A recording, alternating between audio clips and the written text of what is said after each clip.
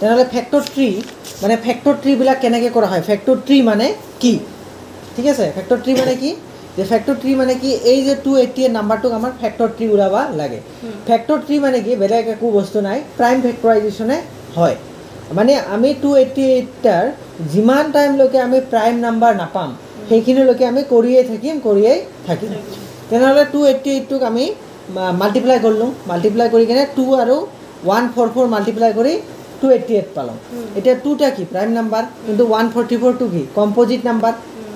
144টোক ফিৰ কৰিলোঁ কৰি কিনে পালোঁ 2 আৰু 72 ঠিক আছে এতিয়া এইটোও প্ৰাইম নাম্বাৰ এইটো কম্পজিট নাম্বাৰ ফিৰ 72টাক কৰিলোঁ কৰাতে পালোঁ আমি 2 আৰু 36 2টা প্ৰাইম নাম্বাৰ কৰাৰ দৰকাৰ নাই 36টা আমাৰ কম্পজিট নাম্বাৰ ফিৰ কৰা হ'ল পালোঁ 2 আৰু 18 তো 18টা আমাৰ ফিৰ কম্পজিট নাম্বাৰ ফিৰ কৰিলোঁ পালোঁ 2 আৰু 9 এনেকৈ 9টো কম্পজিট নাম্বাৰ ফিৰ আমি পালোঁ 3 আৰু 3 এতিয়া ফাইনেলি আমি সব নাম্বাৰ এইবিলাক প্ৰাইম নাম্বাৰ পালোঁ গতিকে আমি লিখিম 2222233 এটাই হ'ল আমাৰ ফেক্টৰ ট্ৰী এনেকৈ আমাক ফেক্টৰ ট্ৰী মেথবিলাক কৰিব লাগিব ঠিক আছে